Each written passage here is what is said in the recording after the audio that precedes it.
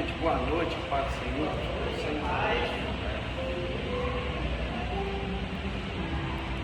Alegria, né? Podemos estar mais uma vez aqui e ministrar a palavra do Senhor. Deus está com uma quedinha, né, das pessoas. Tem algumas pessoas que foram para Atlanta, né? O áudio foi para Atlanta.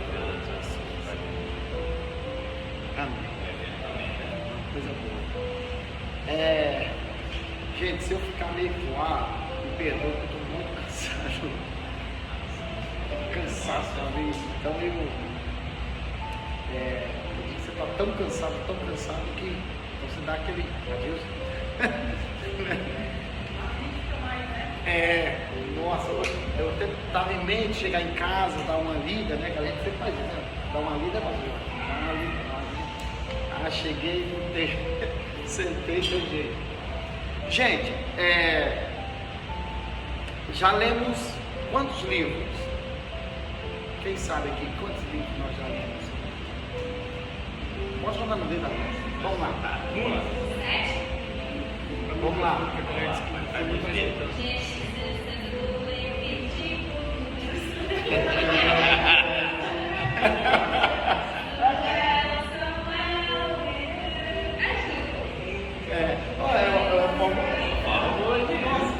Muito da hora essa música, cara. A Kathleen sabe ela. Interessante. Cara, grava esse hino aí, Francisco. Você pega os livros. Você pega o livro fácil, né? Cantando. Vamos lá contar. Gênesis, Êxodo, Levítico, Número e Deuteronômio. É o Pentateuco, certo? Que seria a Torá dos judeus. Então toda vez que os judeus falam de Torá, é o Pentateuco nosso, né? Vamos lá. Aí passamos por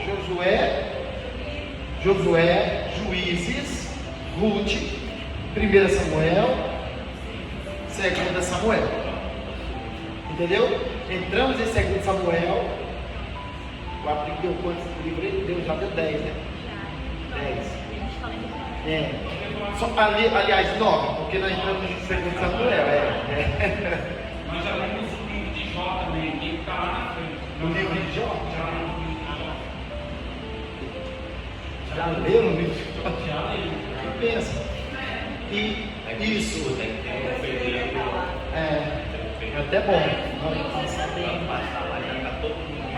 Obrigado, né? É um livro poético, rapaz. Vamos lá. 1 Samuel falou sobre o que? 1 Samuel? Quem lembra aqui? 1 Samuel. Lembra que 1 Samuel saindo de quem? De Juízes. Josué, Juízes, Ruth. Ruth e Juízes. Praticamente Ruth é o braço de Juízes. Então tá. Quem foi o último juiz? Samuel. Lembra que ele foi profeta, sacerdote e juiz, né? O penúltimo, Eli, que foi sacerdote e juiz. O último ali. Então, em 1 Samuel falamos da teocracia, a parte teocracia, Deus no centro. Aí entrou o que? A monarquia, o primeiro rei, Saul, certo? Depois já começa a aparecer o Davi, mas não como rei, como soldado, então, e ele foi se desenvolvendo. Segundo Samuel, é interessante que segundo Samuel, ele vai tratar da história do reinado de Davi. Ali praticamente vai fechar os 40 anos do Davi, né? Que ele vai ficar 33 anos em Jerusalém reinando e 7 anos e meio, estou bem cansado, 7 anos e meio em Hebron, daria 40 anos e meio, o certo, 40 anos e 6 meses, quem faz 6 meses? 40 anos o Davi vai reinar. O que o aplicativo fez? O aplicativo jogou vocês para onde? Para Crono, certo? Por que crônica? Porque a crônica vai encontrar algumas genealogias, a área genealógica deles ali. E crônica tem uma diferença com o livro de 2 Samuel. Por quê? Em crônica você não vai ver muitos erros do Davi, não. Eles tiraram um pouco. Por que quem escreve crônica? Esdras. Quem é Esdras? Quem sabe dizer quem é Esdras? Quem foi Esdras? Não. O Esdras, sacerdócio e escriba. Lembra da primeira leva que subiram para Jerusalém? Lembra do cativeiro? Nabucodonosor? Nossa, Deus já estava na frente. Então, Crônica é um livro pré-exílico, mas também vai ser um livro é um livro pré-exílico por causa das histórias e tudo, mas a origem, a perspectiva que o autor escreveu foi pós-exílio, entendeu? Foi depois do cativeiro que esse livro é escrito. Por isso que ele vai ter uma diferença com a questão do livro de 2 Samuel. Ele vai ter uma diferença, porque Esdras, que é sacerdote e escriba, ele vai estar preocupado com o quê? O povo de Israel está subindo de Babilônia, certo? Para Jerusalém. Então, o povo precisa localizar todo mundo na sua árvore genealógica. Nós, por exemplo, os brasileiros, no máximo você vai no tataravô ou vai no bisavô.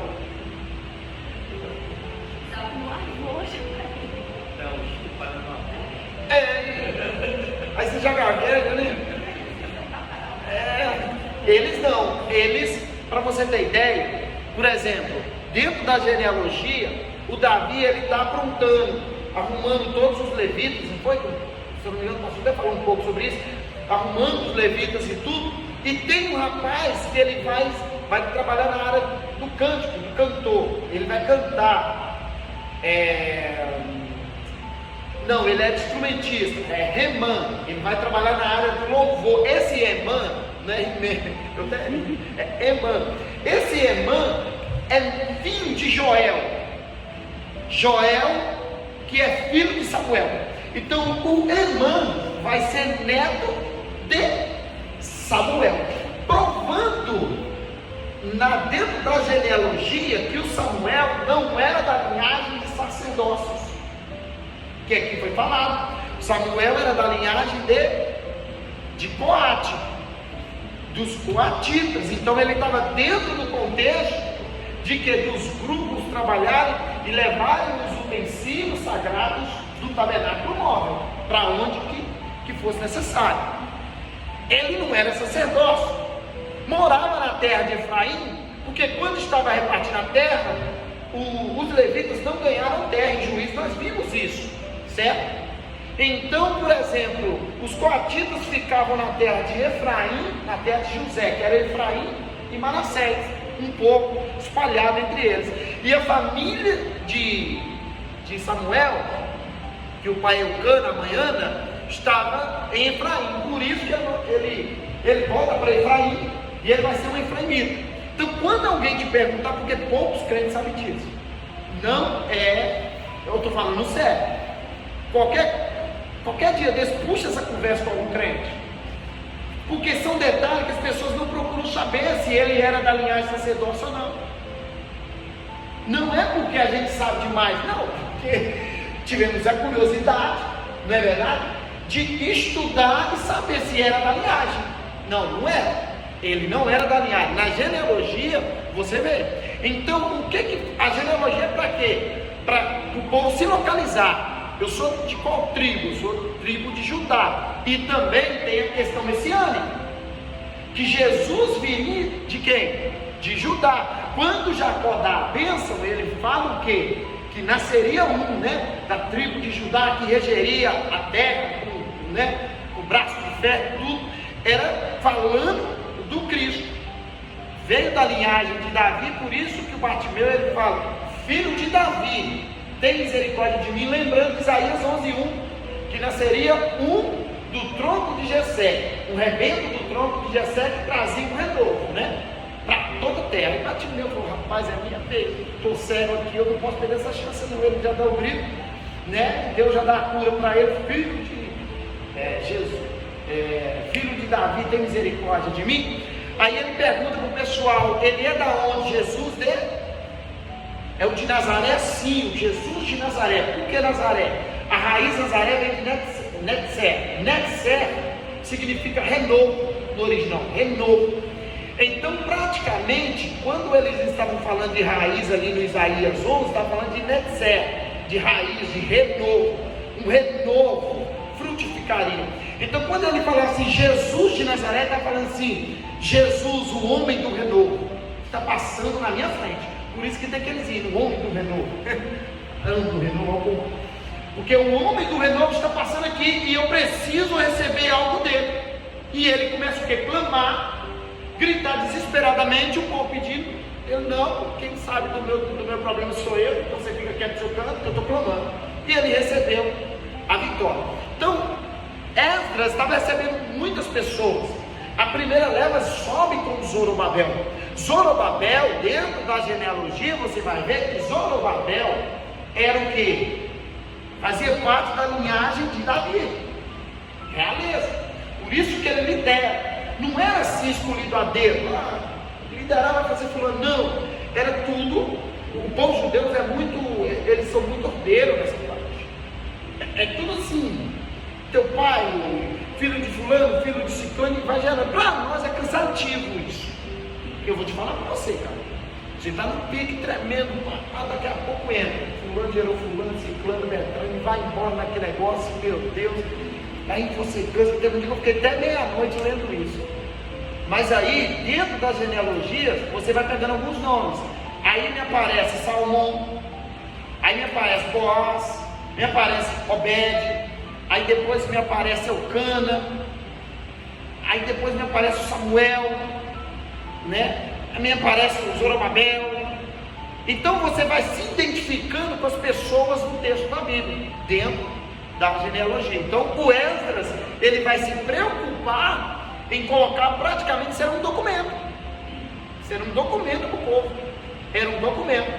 Tanto que Crônica, Esdras e Neemias foi tudo escrito provavelmente por Esdras. Os Salmos, por exemplo, quem deixou o Salmo dessa forma que nós conhecemos foi Esdras. Ele causou, né? Causou. E ele foi, tanto que subiu a primeira leva, aí depois vem, se eu não me engano, a segunda. Nessa segunda o Esdras chega. Nessa segunda. E dentro desses contextos, na hora que chegar no profeta menor, vai ser até melhor de entender, porque os profetas menores estão localizados em histórias. E quem está localizado nessa história do Esdras, quando ele escreve Crônica? Ageu, Zacarias. E o Malaquias está localizado em Neemias. Então, quando o Malaquias está falando no texto dele, é só você vir em Neemias. É o contexto de Malaquias, bem no finalzinho lá do Neemias. É o contexto de Malaquias. Você quer saber sobre Ageu e Zacarias? É o contexto de Esdras. O livro, a Bíblia, elas são vários livros, mas os livros estão. É igual, por exemplo, o livro de Atos, no Novo Testamento. Temos um livro sinótico, 3 livros: Mateus, Marcos, Lucas e João. Mateus, Marcos e Lucas, João não é. E o Evangelho de João. E o livro de Atos é um livro histórico. Então, para você entender, as epístolas paulinas, tudo está dentro do livro de Atos, que é um livro histórico do Novo Testamento. É o único livro histórico. Quer entender sobre a epístola? Vem em Atos, procura onde que está ela, como que o Paulo entrou, como que o Paulo iniciou em Éfeso, aquele fenômeno acontecendo.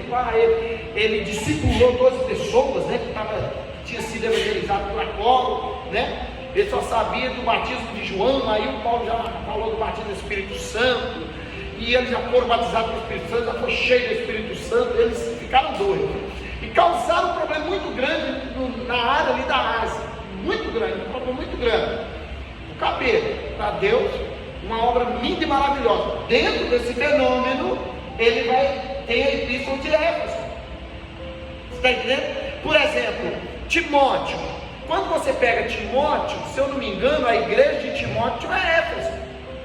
Paulo coloca ele lá. Então, para você entender uma coisa, tem que vir em outra. Por exemplo, Timóteo, ele era pastor onde? Em Éfeso. Aqui o Paulo está ensinando para Timóteo, cara, presbítero tem que ser marido de uma só mulher. Então tinha crente lá que tinha 2, 3 mulheres, e querendo ser obreiro da casa de Deus. Paulo, corta esse negócio. Não dá. É marido de uma só mulher, entendeu?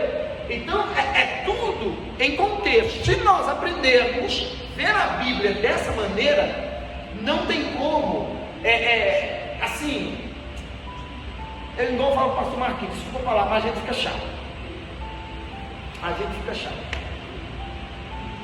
Quando você aprende a ler a Bíblia dessa maneira, não é verdade?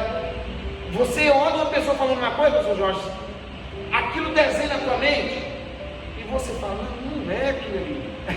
E ele, depois você ligar de novo no trono, mas Deus não é, rapaz, o rapaz está todo fora ali. Aí você vê toda uma igreja adorando o Senhor, que vamos entrar no contexto de Davi, toda uma igreja adorando o Senhor. Eu participei de uma que o rapaz pegou um contexto todo errado, ele deturpou a história. Falei, meu Deus, falei assim, como vai ser a aplicação desse rapaz? E ele aplicou, cara. A Dal, você precisava de ver um aplicando a palavra. A igreja chegava por lá. Ele aplicou, porque da maneira que você interpreta, você vai aplicar. O cuidado tem que ser a interpretação, porque a aplicação vem depois da aplicação, da interpretação. Você leu, você entendeu, interpretou e você vai aplicar. E se você leu e entendeu errado, pastor Marcos, você aplica o quê? Errado. E quem está ouvindo vai pegar o quê? Errado. E a igreja cresce como? Erradamente. Aí, futuramente, você vai falar com a pessoa não aceita. Não dá. Você está entendendo? Como que é perigoso. E a igreja chegava por lá, sabe? Pulava. E eu olhava, rapaz, e eu não conseguia, porque eu falava com o menino e falei assim, cara, mas o José, ele era proativo. Ele estava culpando José. Ele falou que José foi para a cisterna. O Fernando, ele falou que José foi para a cisterna porque ele desobedeceu Jacó. Eu falei, não, José é proativo. Se José chega onde que o Jacó pediu para procurar os irmãos não estão, o que é o proativo? Ele vai fazer o quê? Ele vai procurar até achar. E o menino falou que ele fez errado, ele tinha que voltar para o pai. Eu falei, não, crente. Aí ele virou para ele e falou assim, não me pergunta, porque se José voltasse, como que ele iria para o Egito, eu não sei, mas Deus tem o caminho dele. Aí fica fácil pregar, meu irmão. Aí fica fácil pregar, ué. Você vê, ele pega uma coisa que a pessoa poderia fechar ele no argumento dele e fala, não me pergunta, aí fica fácil. Aí ele aplicou. Que foi até na terra de, esqueci o nome do lugar que ele foi. Aí ele colocou, sabe por que você está passando isso? Porque você está assim, você está na terra tal, que sobe dessa terra, você tem que obedecer ao pai, você tem que ser obediente com o pai. Eu falei, meu Deus, José vai desobediente, gente. E a igreja pulava. Aí tinha uma mulher que chorava. Eu acho que a palavra bateu tanto nela que ela chorava. E aquele mover do Espírito Santo, gente, temos que ter cuidado. Me perdoa eu estar falando, isso é coisa dos pastores. É do pastor Marquinhos, do pastor Fabiano, do pastor Jorge, do pastor Wendel, do Altair. Mas temos que ter cuidado nessa área. Nem tudo que se levanta, nem tudo que parece ser,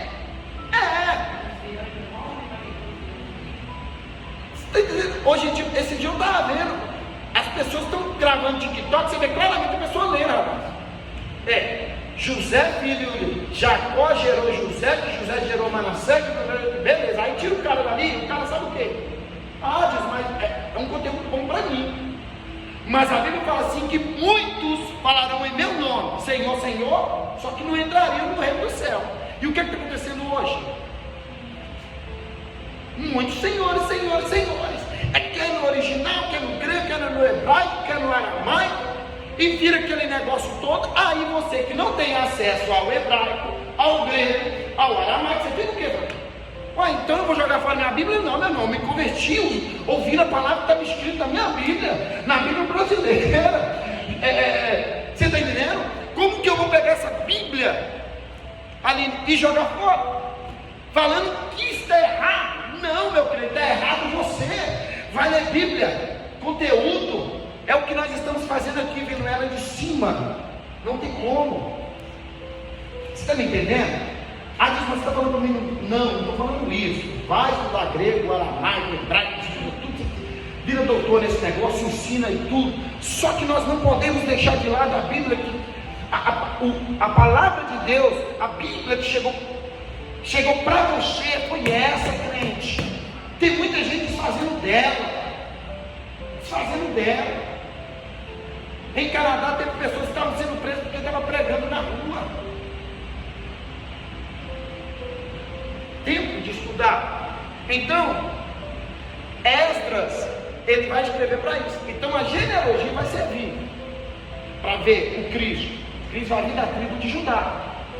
Quem veio da tribo de Judá? A sequência, não é? Salmão, Boaz, Ruth, Obed, Jessé, gera Eliabe, Abinadab, Samar, Natanael, Radai, Ozen, Davi, e o Davi gera aqueles 19 filhos, né?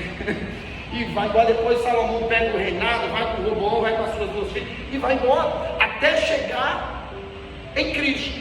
Para nós é cansativo, mas para eles é um documento muito importante, até porque para saber os levitas, coatitas, gersonitas, meraritas, eles tinham que ter. E o Esdra, ele vai compilar, ele vai fazer tudo isso aqui, ele vai deixar prontinho o povo. Ele vai praticamente ali, ele vai discipular o povo. Esdras, ele discipula o povo. Ele discipula. Então, quando Esdras vai começar com Davi, se eu não me engano, ele já começa em Crônicas, me ajuda aí, pastor. Ele sai da genealogia, ele vai para a arca. Não, ele tem uma guerra primeiro, né? Tem uma guerra primeiro. Ele tem uma guerra primeiro, onde ele vai buscar a arca, né? Ele tem uma guerra, ele vai passar por uma guerra. E essa guerra, Deus vai falar para ele, pastor até citou ela, que ele vai pedir Deus que poderia ir. Deus falou para ele dar um tempo. Deus deu sinal, ele foi e ele teve vitória. Em cima dessa vitória, dessa guerra, o Davi se enche. Aí ele fala assim: vamos buscar a arca do Senhor, porque não, no tempo de Saul eles não quiseram buscar. Então vamos buscar. Esse buscar de Davi vai gerar um tipo de problema aí para Davi. Até aí vai gerar um tipo de problema. Por quê? Se você pega a Bíblia, ele vai chamar todas as pessoas ali, sacerdotes, os líderes das tribos. Ele vai chamar muitas pessoas. Vamos buscar, vamos trazer. Ele vai para a casa de Abinadab. Agora, para mim entrar no contexto da arca, eu preciso voltar lá em 1 Samuel. Por quê? Onde que a arca foi levada? Do templo móvel lá de Siló. Onde? Quando Ofni e Finéias ele vai descer com a arca da aliança a Túndaros, e eles morrem. Ele morre na casa, eles pedem a guerra. Nesse contexto, eles pegam a arca e levam para o território deles. Me coloca a arca de frente com a estátua de Dagom. Aí não prestou não. O limiar de Dagom. Aí quando eles perceberam, Dagom tinha arrancado a cabeça. A estátua caiu, quebrou as 2 mãos e a cabeça. Eles ficaram espantados com aquele negócio. Depois Deus começou a ferir o povo. Olha para você ver. Somente a arca, não precisava de ninguém. Começou a ferir o povo. Aí eles pegavam a arca e levavam para outra cidade ali, que eram 5 cidades. Mostra para mim a simplicidade aí dos filisteus, o pastor Marcos. A simplicidade. Aí ele foi levando. Tanto que chegou numa que ele falou assim: não, aqui eu não quero não. Eu não quero ela aqui não, porque eles não estavam desejando a arca com eles. Porque onde que a arca entrava, tinha tumores, tinha praga de rato. Praga de rato. Sabe o que ela era rato assim que eles ficaram espantados. Aí eles foram fazer o quê? Consultar o sacerdote. Quando eles consultaram o sacerdote falava: isso é Deus, é o Deus de Israel. E o que eles fizeram? Aí eles falaram para o sacerdote: o que nós devemos fazer? O sacerdote deu um conselho: pega os ratos, as imagens de ratos, vai esculpir rato, de ouro, 5 estátuas de ouro de rato. 5. Pegou 5 imagens de um tumor, sabe? E fez de ouro. Aí eles falaram o quê? Pega a arca. Olha o problema que o Davi entrou, pastor. Pega a arca, coloca a arca onde? Pega 2 vacas, tira o bezerro delas, pega 2 vacas que não ainda colocaram nada no ombro, nas costas dela. Se ela era virgem de trabalhar, vamos dizer assim, pega, faz um carro e coloca a arca dentro e coloca os 5 ratos de ouro e as 5 imagens desses tumores, coloca lá. E fica de longe. E eles começaram a discutir com o sacerdote. Aí o sacerdote falou assim: vocês querem que nossa terra vira como o Egito?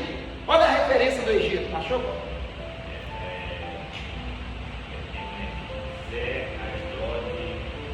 Asdod,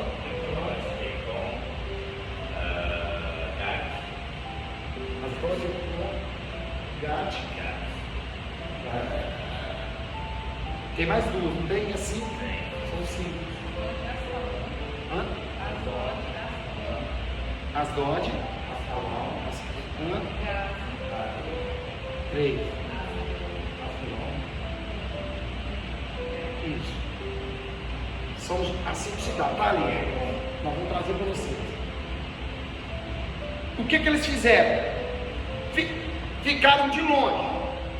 O sacerdote falava: olha, faça isso e dá glórias ao Deus de quem? De Israel.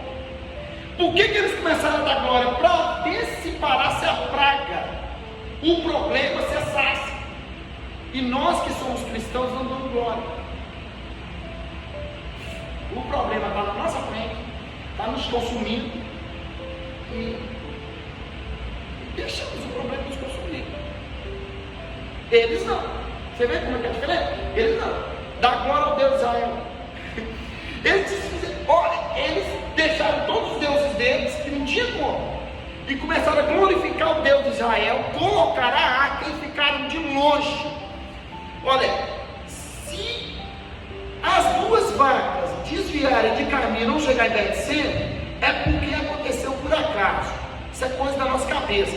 Mas se chegar em Betseba é porque foi Deus. Aí ele está jogando a culpa na vaquinha. O que a vaquinha tinha a ver com isso, cara? Então, se a vaquinha saísse do caminho, o problema é do cara. A vaquinha ali, se desviar, não, foi por acaso. Agora, se chegar é porque foi Deus. E eles ficaram olhando de longe, eles ficaram olhando a arca. E elas chegaram a um certo lugar de Betseba. O que aconteceu?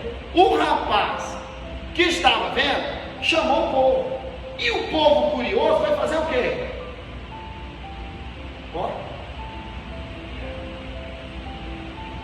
Quando eles olharam, Deus feriu. Deus arrebentou. Olha para você ver como que estavam as coisas de Deus naquele tempo. Como que eles estavam tratando os utensílios sagrados de Deus? De qualquer maneira.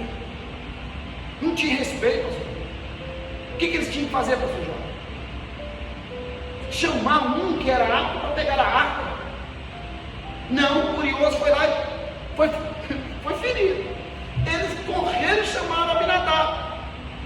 Abinadab veio, pegou a arca, todo mundo ferido. Abinadab leva a arca agora para a casa deles, vai consagrar Eleazar,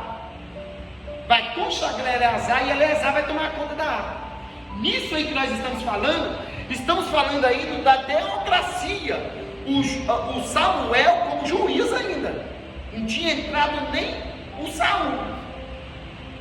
A arca foi no tempo de Samuel, ou seja, no tempo de Samuel.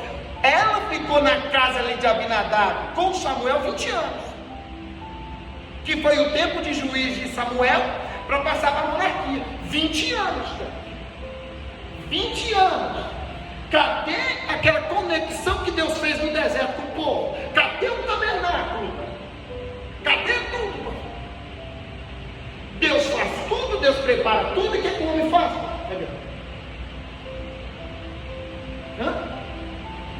Deus pega, Ele prepara tudo para que você possa chegar e adorar o nome dEle, você ter uma conexão com Ele, você ter um vínculo com Ele. Não, aí o homem vai quebrar esse vínculo, vai quebrar essa conexão. Imagina o mundo hoje quebrando essa conexão com Deus, irmão, do jeito que o mundo está, sem a conexão, crente, sem o vínculo com Deus, sem o buscar Deus. Onde que vai parar esse negócio?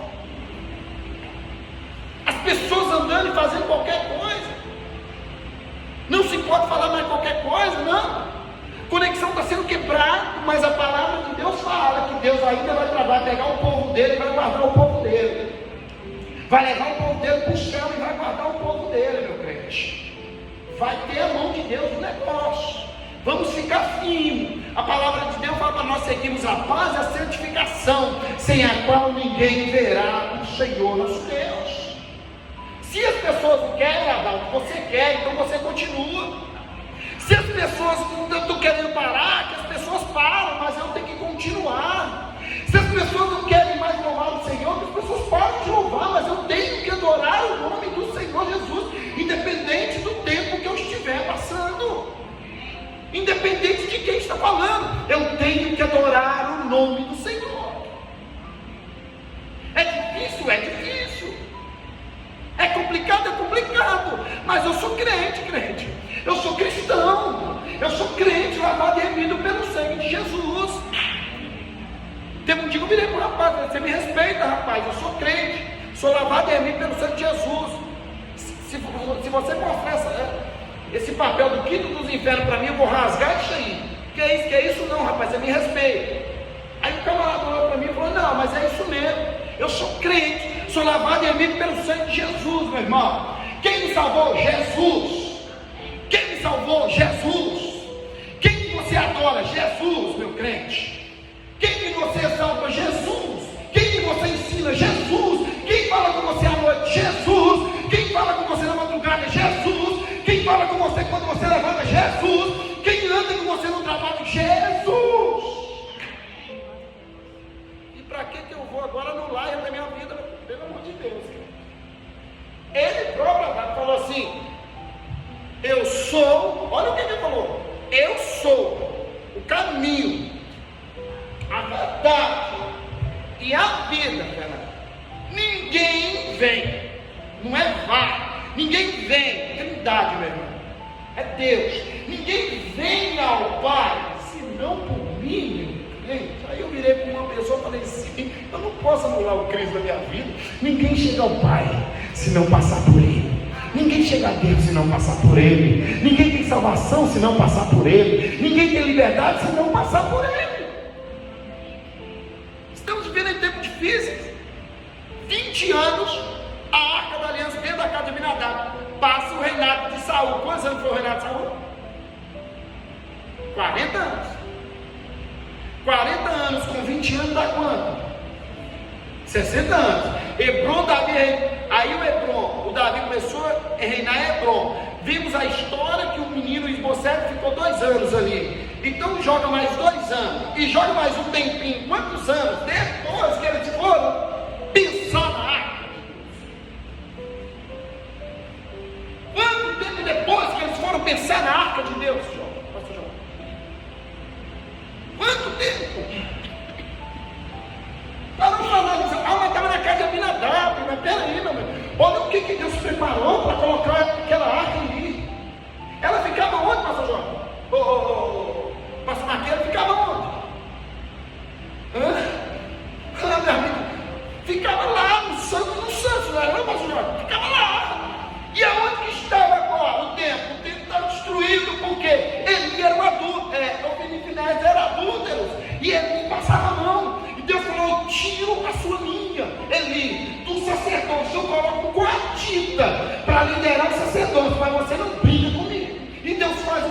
miséria, irmão. E Deus começou a limpar. Samuel agora vira o sacerdote, juiz e profeta e começa a sua itinerância sem templo, com a arca na casa de Abinadab. Davi agora lembra da arca, fala, vou buscar a arca. Coisa linda do céu. Não é coisa linda do céu buscar a arca? Ele lembra da arca. Se o Davi lembra da arca, ele sonhava com a arca, né? Eu acredito. E cara, imagina que esse camarada, imagina a arca. Eu imagino ele contando assim com os amigos dele, pro pastor, que o pastor era doido, vocês sabem, vocês sabem. Que o cara pastorear tinha que ser duas pessoas. Por quê? A ovelha não vai com qualquer um. Não é chegando assim, fica aqui no que eu vou ali. Não, a ovelha nem come. Ela nem come. Então tem que ser duas pessoas, para ela acostumar com as duas pessoas. Então eu acredito que o Davi ficava assim, fulano, imagina para essa arca, aquela vontade, sabe? Aquela vontade de ver a arca, aquela vontade de estar perto da arca, sabe? Eu acredito, porque quando ele se assenta como rei, ele já vamos buscar a arca. Depois da vitória do rei, ele estava todo empolgado, vamos buscar a arca. Mas a questão é, você querer fazer algo para Deus e depois, e o negócio está aí, é como você vai fazer. Como você vai fazer para Deus? É algo bom. Eu vou fazer algo para Deus, coisa linda, mas como você vai fazer? Como você vai fazer? O Davi, ele chama todo mundo, vamos buscar a arca. Qual o primeiro erro que Davi comete? Quem leu a história? Qual o primeiro erro que Davi comete?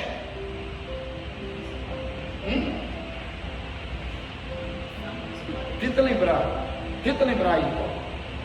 Um dos. Esse foi. Que não consultou a Deus.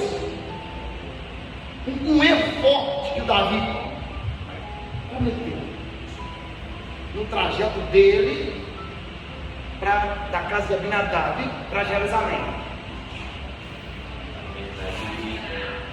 Sim, está por aí, está dentro desse contexto.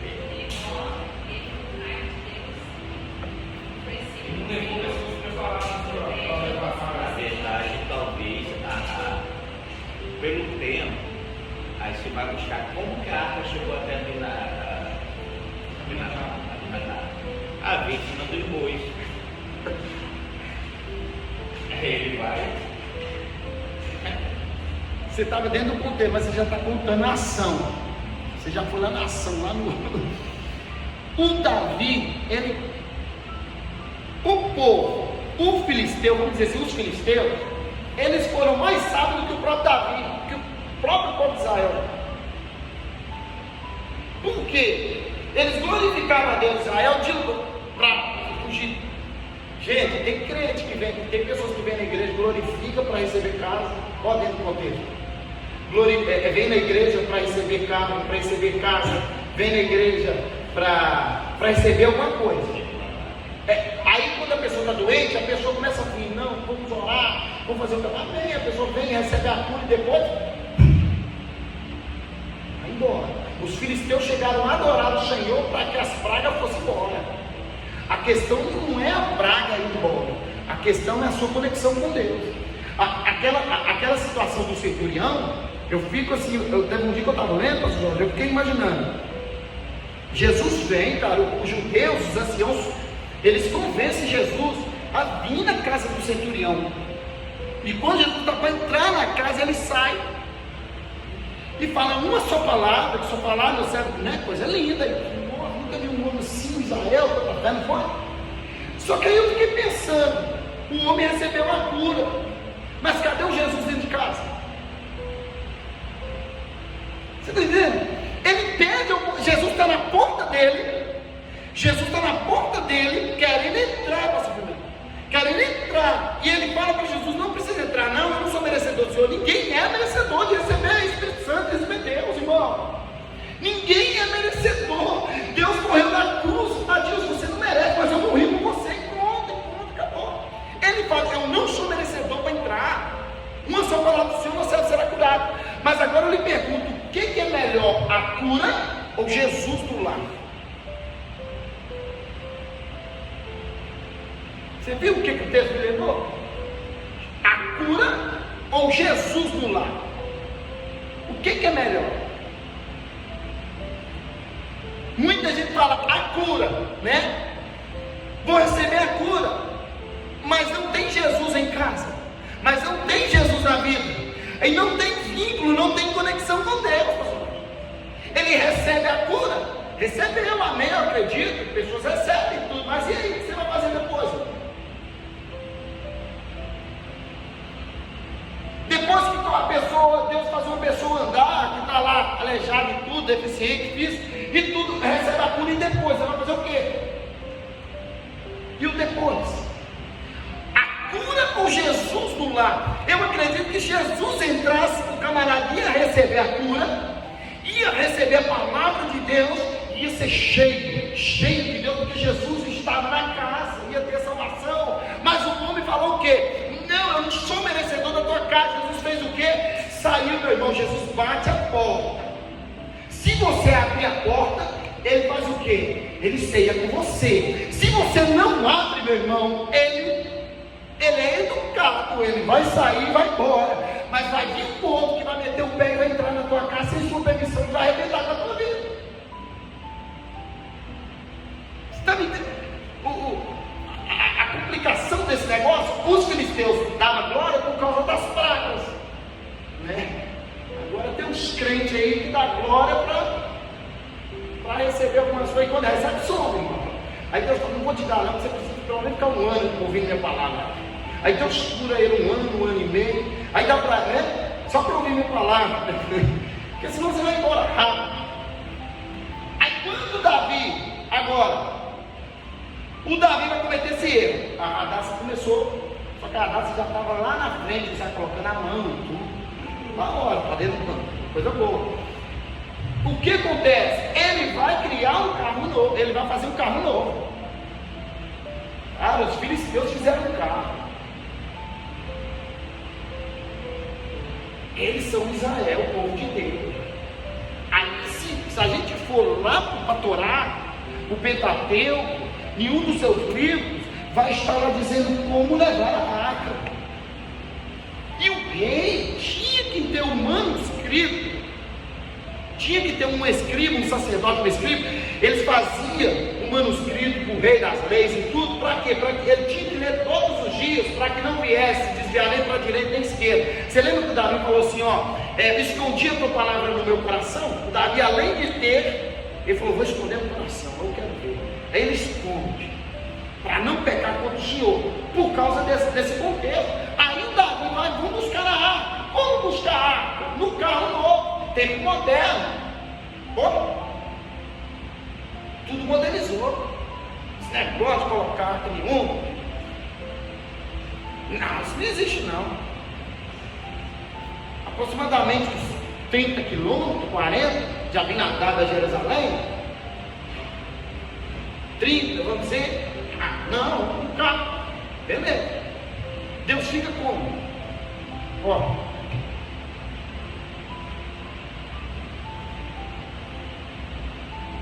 Davi começa a pular, e claramente o texto explica, irmão, ele estava alegre na presença do Senhor, ele pulava, ele cantava, ele adorava, sacerdote, ele dançava, meu irmão. Que culto maravilhoso era aquilo ali, cara.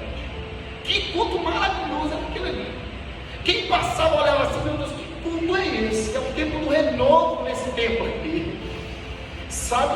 E Deus olhando, porque o problema era o tal da era de Nacon.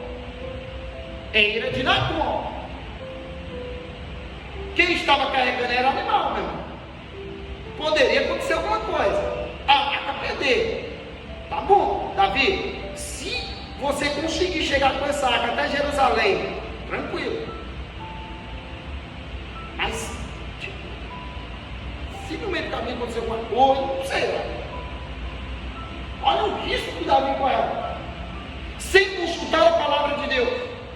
Quando o carro está indo, o zaiaiô ali e tudo, o boi vai tropeçar. Aí Deus, agora eu quero ver, Davi. O boi tropeça. Chega uma hora que o boi tropeça. Chega uma hora que o boi tropeça. Aí é onde que você cai. Horrenda coisa cair na mão de Deus vivo, irmão. Chega uma hora que o boi tropeça. Você pode ir brincando, pode fazer as coisas da maneira que você quiser. E Deus está te olhando, ó. Deus está observando você. Você pode fazer o que for. Camarada mentiu dele. Muitas pessoas usando muitas coisas para pregar a palavra do Senhor. E Deus aqui, ó. Muitas pessoas bebendo, bebidas alcoólicas, mexendo com droga. E Deus aqui. Aí depois você assusta, vem a queda, irmão. O boi vai tropeçar, a era de Nacon vai chegar. Aí a pessoa que ficava assim, Jorge, Deus não está vendo? Não, Deus está vendo. A era de Nacon está chegando, o boi vai tropeçar. E aí eu quero ver o que vai acontecer. Aí eu quero ver, com essas brincadeiras. Aí eu quero ver. Quer brincar, brinca. Ser crente no meio, aqui, irmão, é muito bom. Ô meu crente, não. Agora você usar a mesma identidade que você usa aqui lá fora é totalmente diferente. E Deus está de olho, aí ele não é como. O boi vai tropeçar, o boi tropeçou. Rapaz. O que aconteceu? Usar proativo, irmão. Proativo. Não tinha. Eu parei, teve um dia que eu parei de lembrar a Deus. Eu poderia ter um pouco de misericórdia. Ele ajudou, foi proativo. Foi não, eu falei. Você não defenderia usar? Boas intenções. Como é que é? Liderança mata uma boa intenção. Grava esse negócio. Liderança mata uma boa intenção. Ele foi proativo. Ele foi proativo.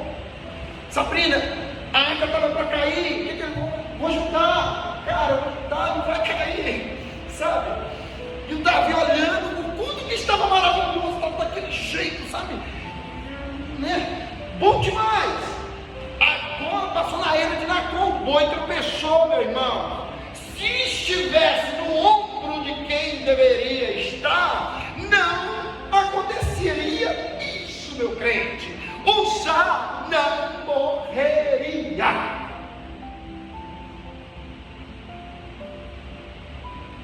Uma coisa é você querer fazer algo para Deus, outra coisa é como você vai fazer, meu irmão. Você não pode usar os meios corruptos que o mundo usa para fazer algo para Deus, não. Deus abre porta para você fazer. Você não precisa buscar lá coisas erradas para fazer aqui, não. Deus coloca as coisas certas, a pessoa certa, o caminho certo, na hora certa, para você fazer algo certo para Ele. Para Ele. E usar, coloca a mão. Quando ele coloca a mão, vem um raio. O que aconteceu com o raio? O que aconteceu com o Uzá? Tá, morreu.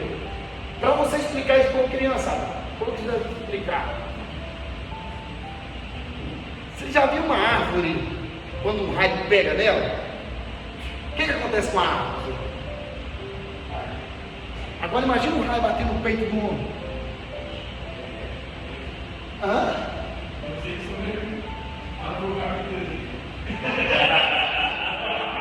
Não, mas a Bíblia fala que causou,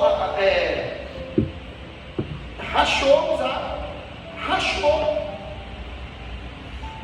Quando ele coloca a mão na arca, o culto está maravilhoso, crente. Daqui a pouco era o culto fúnebre. Parou tudo.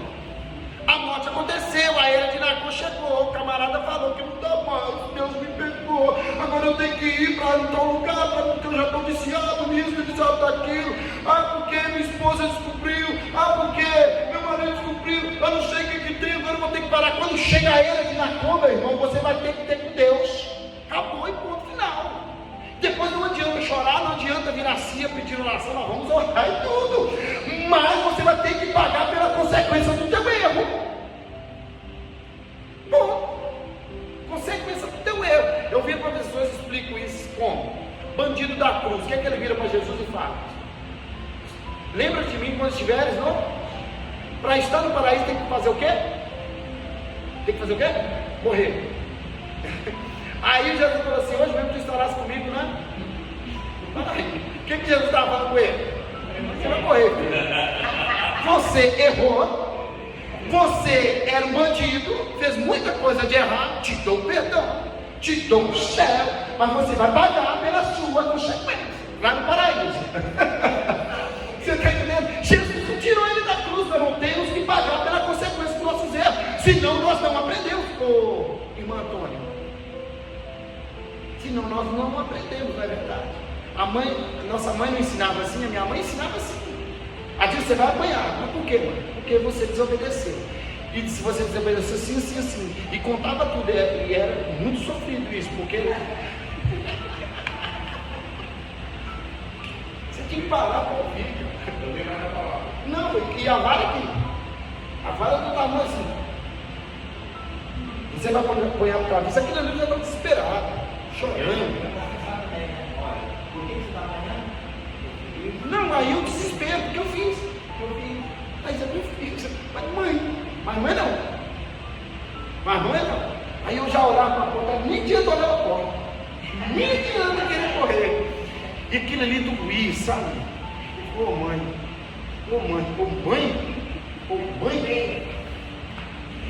Não tinha época antigamente não, irmão.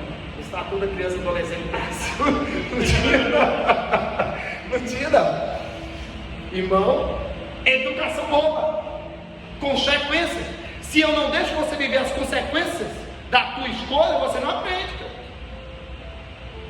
Tem que aprender. E Deus faz isso.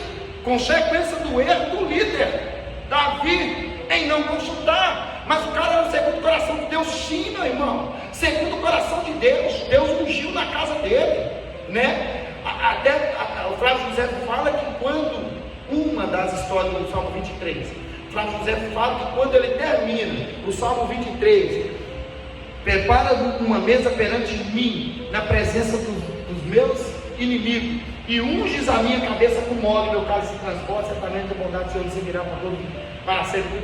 Quando ele termina, vamos dizer assim, de compor esse cântico, que o Salmo é um cântico, ele ouve: Davi, papai está te chamando para ser ungido do Senhor. Ele foi ungido 3 vezes, segundo o coração de Deus, sim.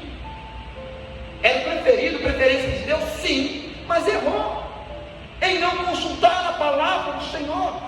Quando ele fica triste, que a Adassa fala que ele ficou triste, fez biquinho com Deus. A pessoa depois faz biquinho com Deus. Eu não lembro. Mas por que você não vai na igreja? Mas você não fez isso? Não tinha que fazer biquinho não, meu irmão. Pega, assume, coloca no peito, levanta a cabeça e vem embora. O justo cairá até 7 vezes, mas Deus levantará todas. O problema é que toda queda tem uma consequência, né? Então, irmão, esquece esse negócio, sabe? Eu vou te dar outro conselho. Aquele que está em pé, entendeu? Não cai. Por quê? Toda queda gera uma consequência. Davi vai, agora em Crônicas, ele vai passar, o Davi vai conversar, que eu tenho que finalizar, você vai falar para mim. O Davi vai estudar agora o que? A palavra. E quando ele estuda, Fabiano, ele joga a culpa no sacerdote. Ele fala: por que vocês não me falaram esse negócio? Ô irmão, a culpa de quem é esse negócio, rapaz? Você não vê? Vocês leram isso? Ele chamando a atenção dos sacerdotes. Aí os sacerdotes olhavam assim, tipo, falavam o que com ele? Mas vocês poderiam ter me parado, tá? É o rei, Aí eu entro numa questão. Se a pessoa está vendo um líder caminhando para o errado, você pode levantar a tua mão e dar. Falou: meu irmão, eu acho que não é certo esse caminho não. Não é melhor orar a Deus? Não é melhor fazer isso? Não é melhor fazer aquilo? tem um caminho, ele não estava errado em chamar a atenção dos sacerdócios, porque eles tomavam conta dessa área. Eles que tinham que chamar o rei e falar: vem aqui. Só que o sacerdócio, meu amigo, estava com medo. Ele ia falar o que com o rei? O rei estava alegre. Eles esqueceram, simplesmente esqueceram, não. Eles nem fizeram conta dos coatitos, porque o culto é moderno. A arca não precisa estar no ombro. Quando Davi chega para eles ficam calados e tudo, eles vão estudar. E eles descobrem, aí eles vão trazer a arca da maneira que o Moisés passa para o povo, certo? Como que Moisés passa para o povo? Com a tira, ombro, arca, os coatitos só andando, ó. Eles que tem que levar a minha arca. O Davi vem 3 meses abençoando a casa de Obed-Edom, coisa linda. Davi fala: rapaz, a casa está sendo abençoada, vamos lá trazer. Pegou todo mundo de novo, pegou todo mundo. Os 4 sacerdotes não falam, no contexto não vai falar que tipo de sacerdócio é, mas nós sabemos que foi o quê? Qual levita que leva a arca? Os coatitas. Então foram eles. Se eles estavam estudando lá no Pentateuco Norte, no livro, da maneira que Moisés deu, Moisés ensinou o quê? Coatita levar a arca. Então era levita da linhagem, da genealogia de Coate, que tinha que levar a arca. Então eles trazem as pessoas corretas agora para trazer, pegar a arca. O problema, olha para você ver, o Davi era impossível.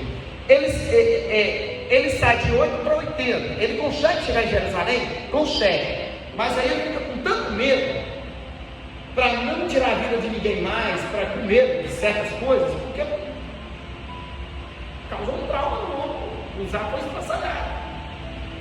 Dava 1 passo, dava 2 passos, dava 3 passos, dava 4 passos, dava 5 passos, dava 6 passos, parou, mata animais, sacrifício para Deus, 6 passos, 6 passos, 6 passos, 1, 2, 3, 4, 5 e 6, sacrifício. Nisso, numa distância de 25 quilômetros. Agora, se você multiplicar, quem conseguir fazer aí, a distância de 25 quilômetros, aí aproximadamente dava 3 metros, porque o passo é de 50, não colocar, estou falando metro, não pesa não. Metro, 3 metros, 25 por 3, vai dar 8 pontos, algumas coisas. Então ele deu uma parada de quanto? Mais ou menos aí 25 quilômetros, quase umas 9 paradas. Nessas 9 paradas aí, você joga a quantidade de animal que ele matou. Agora eu te pergunto, lá no Pentateuco, lá no livro, como Moisés ensinou a fazer isso para levar a arca? Onde que você me viu isso? O povo vai me xingar. Alguém está me vendo aqui, não sei, ou se vai me ver falando isso. Porque eu vejo Josué falando assim: pode ir embora, né? E ele fica 100 metros de distância, 2.000 poucos de distância aqui do barco. Aí os coatitas estão lá para levar a arca para o Jordão parar. E ele fica de longe, não tem sacrifícios. Onde que em número, que foi praticamente a história de Israel no deserto, em número, eles levavam a fazer um sacrifício? Não. O Davi faz o sacrifício com uma atitude voluntária, pelo medo que ele teve da primeira experiência de ter perdido os arcos. O medo levou ele a entrar, sair de 8 e ir para 80. 8 e 80. Se você não é crente, você é crente demais. Não, Deus só quer obediência. Muitas vezes a pessoa quer sacrificar demais. Não, Deus quer a tua obediência. Hoje está ensinando um tal de jejum, porque a pessoa depois vai lá e faz jejum de Coca-Cola, faz jejum disso, faz jejum daquilo, tentando acalmar, aplacar a ira de Deus. Peraí, meu irmão, não precisa fazer esse tipo de sacrifício não. Obedece a Deus. Obedece a Deus. Obedece a Deus, não precisa ficar se matando. Tem pessoa que está dando gastrite, meu irmão, não está funcionando jejum não. Fica sem comer, dá gastrite, não funciona. E não, obedece. Obedece. O que o Saul, o que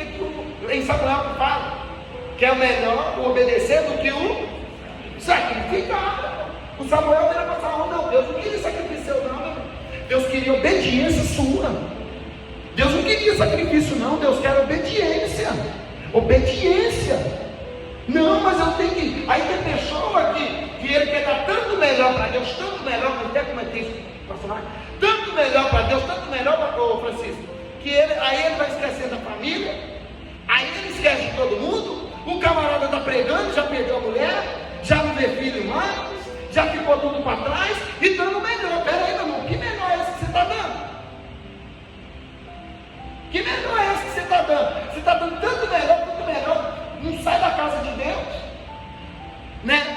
Não faz a sua parte como homem, como sacerdócio do lar, esquece tudo da casa. E aí, meu irmão, o Zá vai ser rachado, o boi vai tropeçar, a ele de Nacon vai chegar, e depois não adianta fazer biquinho, depois tem que ir para a palavra do Senhor, estudar a palavra de Deus, entender onde que você errou, falar: Deus, me perdoa e me dá força, capacidade, sabedoria para prosseguir e adorando o teu nome. Pronto, acabou, meu irmão. O Davi fez isso.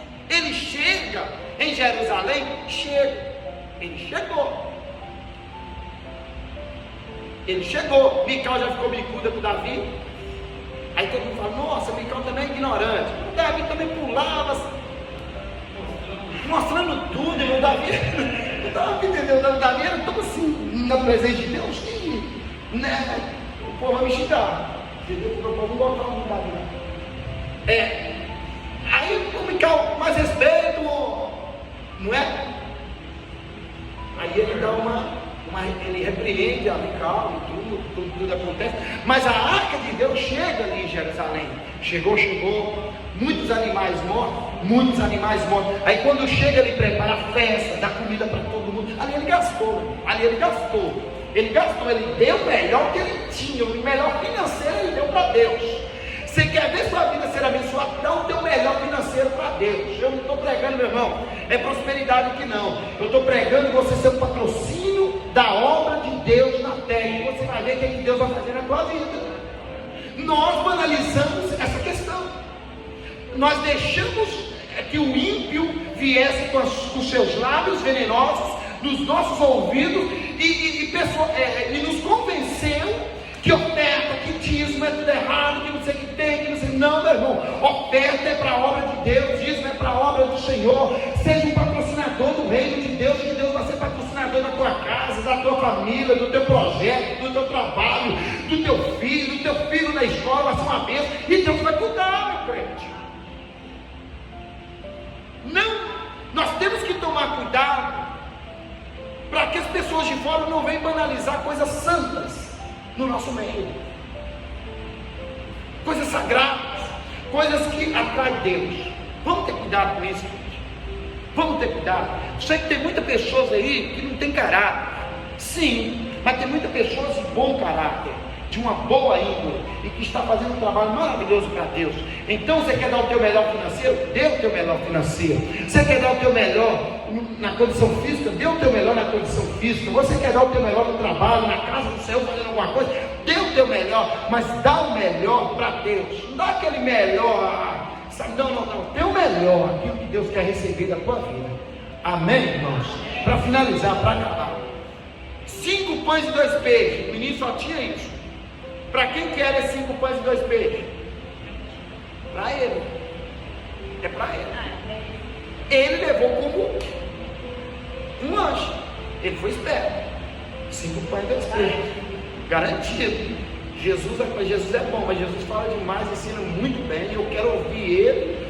E eu vou levar até 5 pães e 2 peixes aqui, porque chegou lá, o povo não foi da maneira que o menino foi preparar. E o que Jesus fez? Os discípulos mandam o povo embora. Não, ninguém sai. O que vocês conseguem? Conseguimos aqui 5 pães e 2 peixes. Pegou da mão de uma criança e levou o menino. Jesus deu graça e mandou repartir 5 pães e 2 peixes. O melhor do menino alimentou a multidão, irmão.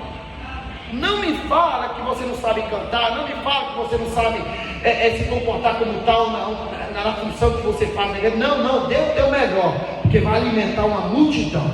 Dê o teu melhor, que o seu melhor vai alimentar uma multidão de pessoas. Amém?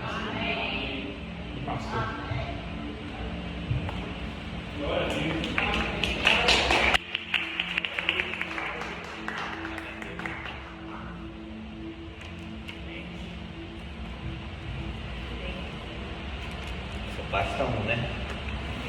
Só basta um querer, né?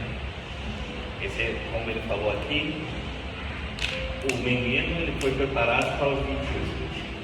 Ele foi preparado para ficar na presença, né? Não vou precisar sair para buscar nada para me comer, vou ficar aqui, só bastou ir. Lá, quantas mil pessoas ficaram na presença do Senhor? Amém. Amém? Obrigado, Jesus. Maravilhosa a sua palavra. Foi ensino. E a gente, mais uma vez, vamos convidar as pessoas. Olha quem não estava aqui hoje. Né? Dá uma ligadinha essa semana. Domingo. Fala, gente, vamos estar aqui, está sendo maravilhoso. Nossa igreja precisa crescer junta. Amém? Amém? Vamos orar. Né?